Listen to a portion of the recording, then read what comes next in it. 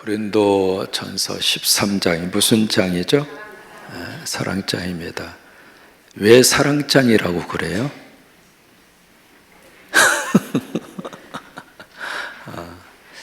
첫째는 전체 이제 13절이거든요. 13절인데 사랑이라고 하는 단어가 몇 번 나올까요? 집에 가서 한번 쉬어려 보세요. 9번 나옵니다. 그래서 이제 매 절마다 이 사랑이라고 하는 것을 강조하고 있어서 사랑장이다 그렇게 이제 부릅니다. 성경에서 이제 많이 익숙한 구절이 있잖아요.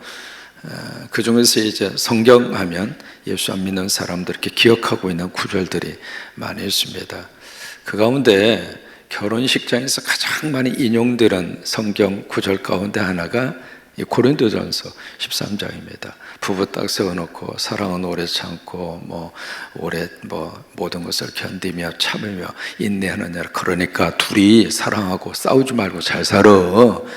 그런 마음으로 주례할 때 이 고린도전서 13장을 많이 인용합니다. 그럼 한 가지 질문 한번 해볼까요? 왜 성경은 성령의 은사 문제를 다루다가 사랑을 우리에게 던져 놓으셨을까? 그리고 이것으로 끝나는 것이 아니라 14장에서 다시 은사 문제를 다루고 있거든요. 그럼 마치 여러분 샌드위치 기억하시잖아요. 마치 앞뒤에 빵이 있고요. 그 가운데다가 이렇게 많은 것을 집어넣는 것처럼 마치 13장이 그와 같은 형태를 띠고 고린도전서 13장을 주셨거든요. 왜 그러셨을까? 왜 이 질문을 던지느냐면 설교자들은 이런 질문을 던져야 합니다. 그래야 이 말씀 속에서 전체적으로 쭉 흐르고 있는 말씀의 맥을 우리가 놓치지 않습니다. 여러분 산에 가시면 이게 산에 아무 길이라도 막 가면 돼요? 안 돼요? 안 되잖아요. 가야 할 길로 가야 제대로 내려올 수 있는 것처럼 성경도 똑같아요. 그냥 성경 말씀 속에 막 이렇게 읽으시면서 내 스스로 생각하고 판단하고 이런가 보다 하고 계속 이렇게 가다가 보면 하나님이 말씀하시려고 하는 가장 중요한 본질을 놓쳐버리게 돼요. 이제 그래서는 안 되거든요. 그래서 이제 성경을 읽을 때 특별히 말씀을 가지고 평생 살아야 할 목회자들은 계속 질문해야 돼요. 왜 그랬을까? 왜 이럴까? 왜 이 구조일까? 왜 이 말씀을 하셨을까? 왜 이 단어를 강조했을까? 그래서 질문을 계속 던져야 돼요. 평생을. 그래야 그 질문 속에서 말씀의 맥을 짚어가면서 하나님의 말씀이 풀어집니다. 말씀이 풀어지면 인생의 문제들도 풀어져요. 말씀이 풀어지면 머리에 답답함도 풀어지고, 말씀이 풀어지면 내 안에 시원한 하나님의 성령의 폭포수 같은 놀라운 역사가 내 속에 쫙 흘러가는 거예요. 그래서 던진 그 질문입니다. 왜 13장 이 사랑장을 샌드위치처럼 이 말씀 속에다 끼워놨을까? 몇 가지 우리가 기억할 수 있습니다. 저처럼 갈라디아서에 보시면은 성령이 9가지의 열매가 나옵니다. 가장 먼저 나오는 열매가 뭐죠? 사랑, 희락, 화평, 오래 참음, 자비, 양선, 온유, 충성, 절제. 시작.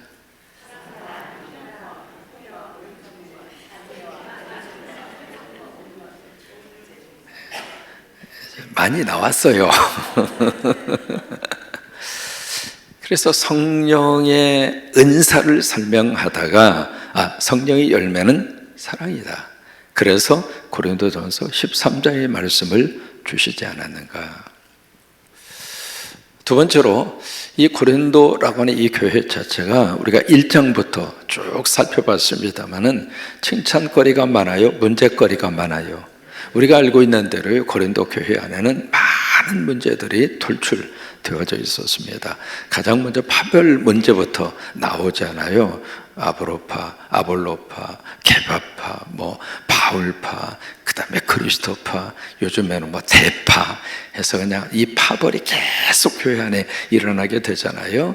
이제 그뿐만이 아니라 어떤 교회 안의 문제가 세상 법정으로 끌고 가는 그 문제도 취급을 하고 있고, 그리고 이방인들도 하지 않는 간음 사건이 교회 안에서 일어나게 되고, 그리고 이 제사상에 바쳐진 이 금식을 먹어야 되느냐 말아야 되느냐 그 문제 때문에 막 시끌벅적지근했고, 또 하나 교회에서 먹는 예찬, 또 하나 성찬 문제가 그들의 심각한 문제로 대두가 됐고, 또 하나 성령 충만함으로 은사 받은 것은 좋은데 은사 가지고 교인들끼리 서로 사분 오열되어져 있고, 자, 고린도 교회 문제가 많아요? 아니면 칭찬이 많아요?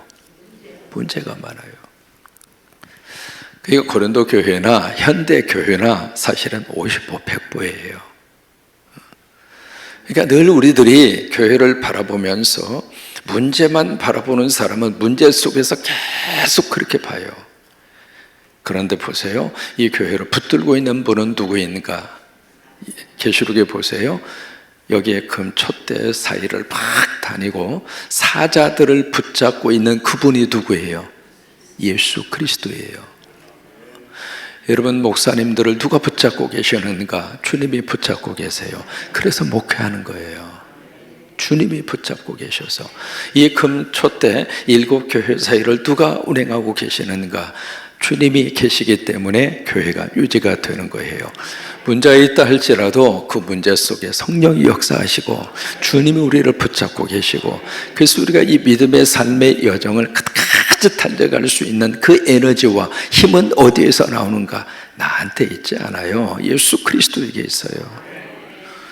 그래서 그 많은 문제들을 쭉 이렇게 지적을 하고 이 문제에 대한 답을 그에게 제시하면서, 그래, 너희들 속에 사랑이 없구나. 도대체 예수 믿는 사람들이 그게 뭐야? 아무리 방언하고 아무리 은사가 뛰어난다 할지라도 그 속에 사랑 좀 가지고 살아. 왜 사랑이 없어서 이 모양 욕골이야? 제발 좀 사랑 안에 공동체를 만들고 서로 그럭그럭하지 말고 서로 사랑하고 살아. 그러면서 그래, 내가 이제 가르쳐 줄게. 사랑이란 이런 것이다.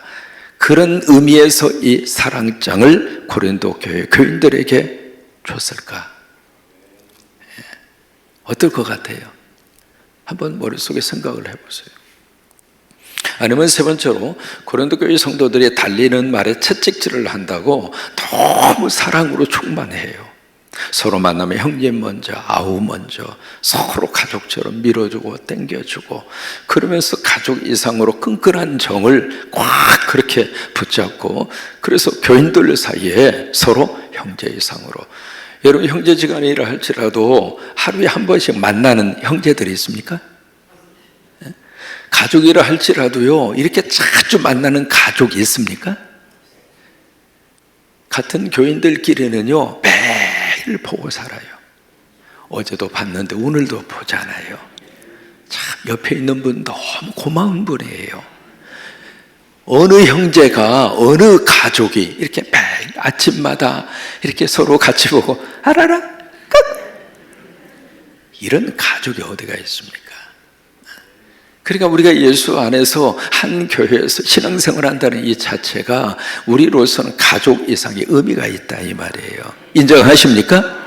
옆에 있는 분 보시면서 고마워요, 감사해요 한번 해주세요.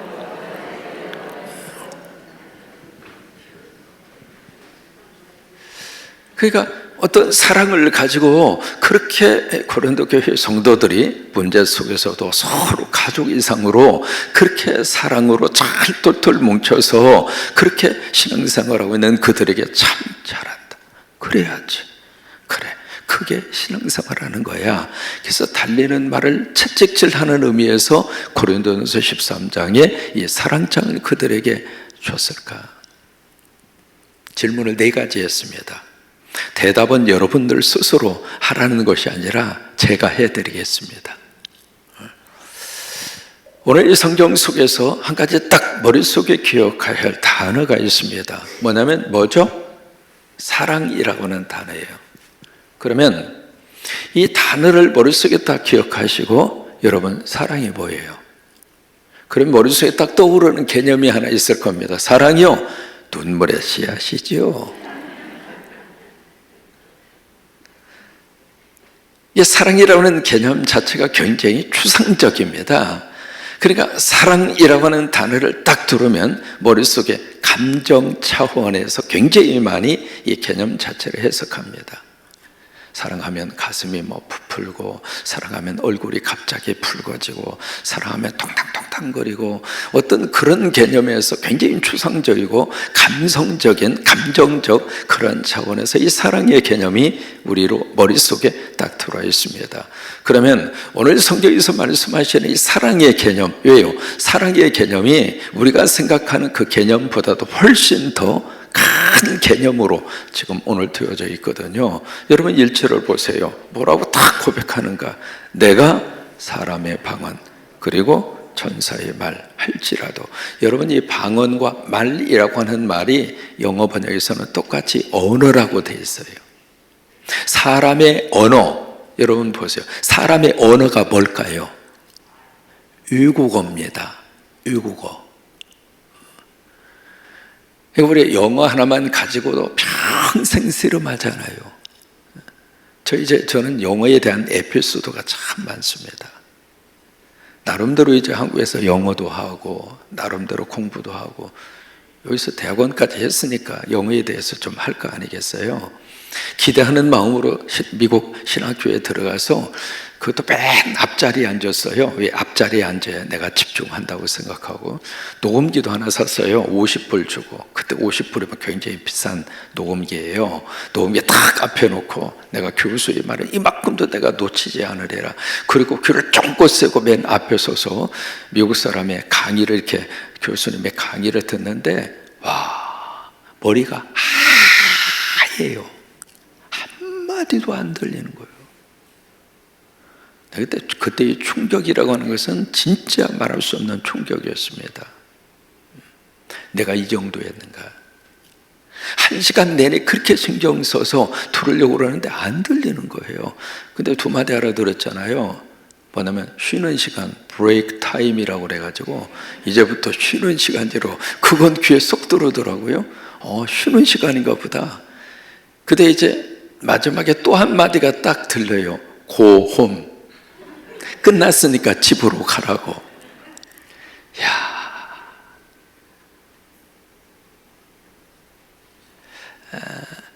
이게 여기 뭐로 이야기하느냐면, 사람의 말, 이 외국어를, 이 하나의 외국어만 능통을 해도 대단한 사람이잖아요. 근데 여기에 보통 외국어가 아닙니다.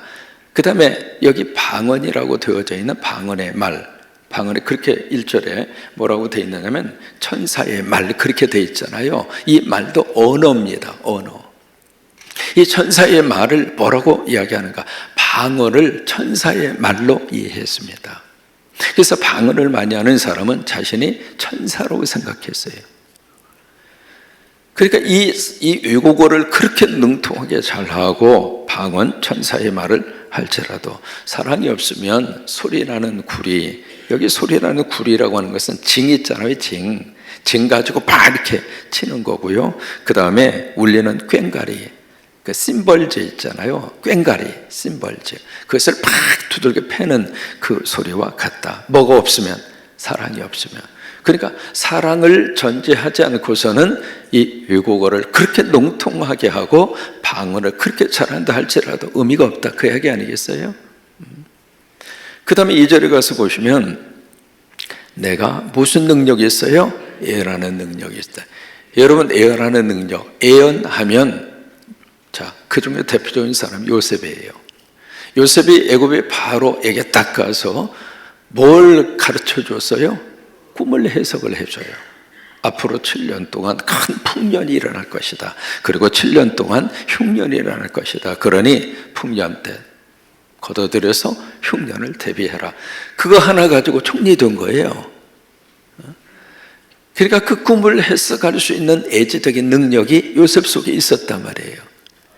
지금 우리가 매일, 모르겠어요, 여러분 가운데 주식하는 분이 있을지 모르겠지만, 주식하는 분이 새벽 기도를 딱 하는데 성령님이 딱 가르쳐 주는 거예요. 어느 종목을 사라. 그러면 여러분 부자 돼야 안 돼요. 와, 지금 금값이 계속 올라가잖아요. 그때 금덩어리 좀 사놓을 걸. 이게 애지적인 능력이 조금만 있는 사람이라 할지라도 전부 다 어떻게 살까? 여유 있게 산단 말이에요. 뭐 아멘 할 필요는 없어요, 여기에 대해서는.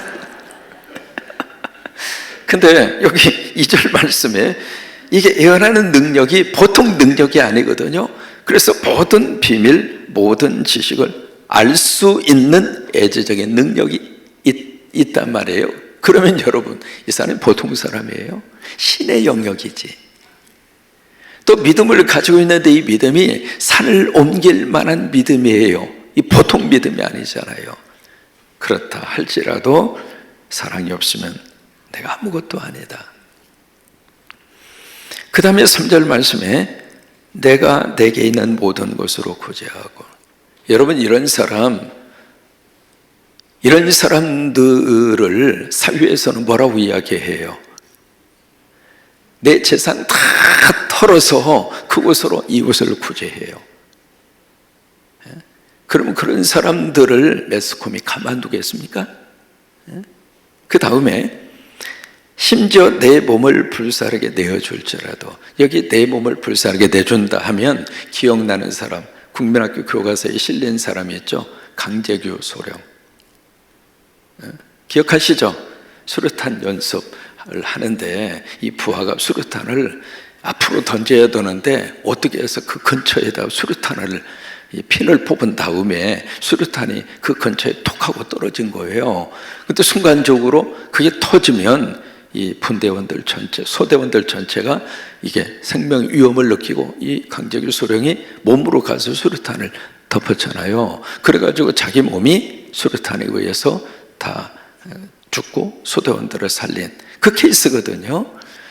그렇게 하는 사람이라 할지라도 뭐가 없으면, 사랑이 없으면 내게 아무 유익이 없느니라. 자, 여기에서 첫째로 뭘 느껴야 되는가? 여기 이제 무슨 말씀을 시작하면 내게로 시작합니다. 나로 시작합니다. 나. 그러니까 지금 남을 이야기하는 게 아닙니다. 나. 다시 말해 이 글을 쓰고 있는 바울이에요. 나 바울이 이렇게 한다 할지라도 내 안에 뭐가 없으면, 사랑이 없으면 나는 뭐예요? nothing, 아무것도 아니야. 그러니까 지금 이 사랑장을 시작을 하면서 고린도 교회 교인들에게 너희들에게 사랑이 없어. 그러니 사랑 좀 가지고 살아. 그 각도로 이 말씀을 하고 있는 것이 아니라 나를 비유로 들어볼까? 만약에 내가 당신들이 기대하고 당신들이 고대하는 영적 최고의 수준에 이른다 할지라도 나한테 사랑이 없으면 난 아무것도 아니야. 그 이야기예요. 그러면 여기서 나를 빗대어서 지금 나에게 그런 것들이 있다 할지라도 사랑이 없으면 내가 아무것도 아니야. 젊은이들의 표현대로 말하면 난 꽝이야. 난 아무것도 아니야. 그러면 이 사랑이 과연 뭐길래 우리가 감정적으로 생각하는 그 사랑일까? 이 순간에 어떤 느끼는 그 사랑일까? 그 사랑 뭐 왔다 갔다 하잖아요. 사랑이 뭐 매일 가슴 속에 뭐 사랑이 충만해가지고 눈에 사랑이 팍 저기서 뿅뿅뿅 뭐 그런 것도 아니잖아요. 그러면 그 사랑이 없으면 난 아무것도 아니야? 과연 그런 의미에서 이 말씀을 하고 있는가? 사랑이 뭘까? 성경은 이 사랑에 대해서 정확하게 우리에게 말씀을 하고 있습니다. 요한일서 4장 16절 말씀. 우리가 알고 믿었나니 하나님 우리를 사랑하신다고 하는 거. 그러면서 그 다음에 하나님은 사랑이시라. 이 부분입니다. 영어 한마디씩은 어렵지 않으니까 God is love.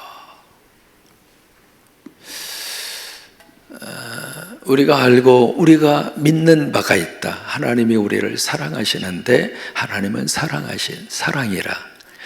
우리가 그 사랑 안에 살고 하나님이 내 안에 살면, 그러면 하나님이 내 안에 들어오셔서 나와 함께 살고 있는 것이다. 쉽게 번역한 거예요. 여러분, 그 말씀 속에서 우리에게 가르쳐 줍니다. 사랑은 뭔가? 사랑은 뭐가 사랑이에요? 하나님이라 이 말이에요. 따라서 한번 하십니다. God is love. 다시 한번 하십니다. God.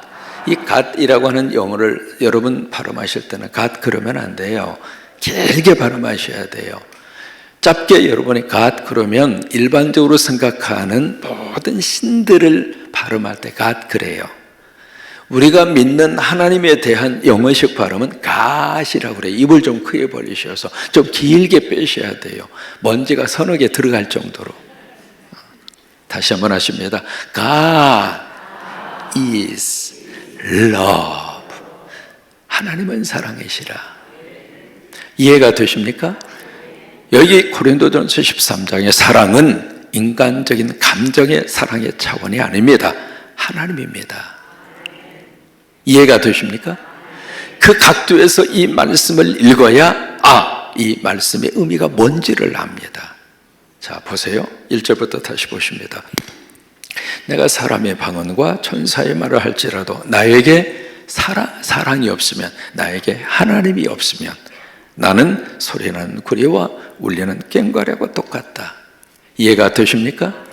내가 비록 예언하는 능력이 있어서 모든 비밀과 모든 지식을 알고 또 산을 옮길 만한 거대한 믿음이 나에게 있을지라도 나에게 사랑이신 하나님이 없다면 난 아무것도 아니야. 이해가 되십니까? 3절. 내가 내게 있는 모든 것으로 구제하고 또 내 몸을 불사르게 내어줄지라도 사랑이 없으면, 내 안에 하나님이 없으면 나는 아무 유익이 없느니라. 그거예요. 지금 바울은 성령의 감동으로 그들에게 무슨 메시지를 주시는가? 사랑으로 오신 하나님이에요. 당신들 속에 하나님이 없다면 성령의 능력을 아무리 강하게 받아 은사가 축출한다 할지라도 그건 아무 의미가 없어. 당신들 속에 있어야 될 것은 하나님이야. 하나님. 그 하나님을 놓치지 말라고 하는 거예요.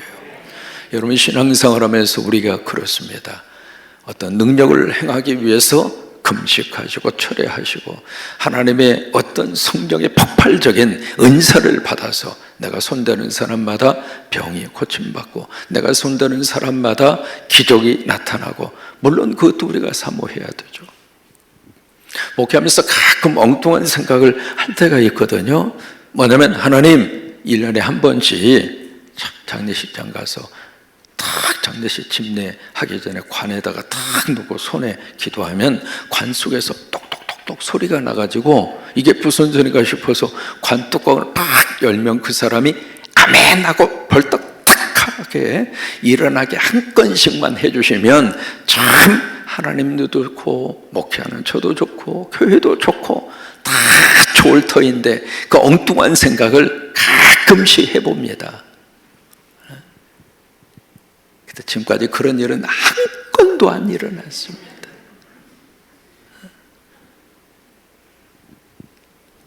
사람들은 능력에 집중합니다. 사람들은 희한한 기적의 사건에 모든 마음을 뺏깁니다. 우리는 하나님입니다. 하나님이 없으면 아무것도 아니다. 이해가 되십니까? 그래서 고린도 교회 교인들에게 이 사랑이라고 하는 이 단어를 통해서 다시 한번 그들이 붙들어야 할 것이 하나님이라고 하는 사실을 다시 그들에게 확인시켜 주는 거예요. 여러분, 내일 4절부터 이 사랑의 속성이 뭔가라고 하는 것을 쭉 우리에게 나열을 해줍니다. 근데 꼭 기억하세요. 이 사랑을 우리가 생각하는 그 감정적 사랑의 차원에서 이 말씀을 읽는 것으로 1차적으로 그렇게 읽으시겠습니다만은 그 다음에 이 사랑을 하나님을 넣어서 그렇게 해서 읽어보세요. 그러면 훨씬 더 이 말씀의 의미성이 가슴에 와닿게 될 거예요. 그것은 내일 새벽에 하겠습니다.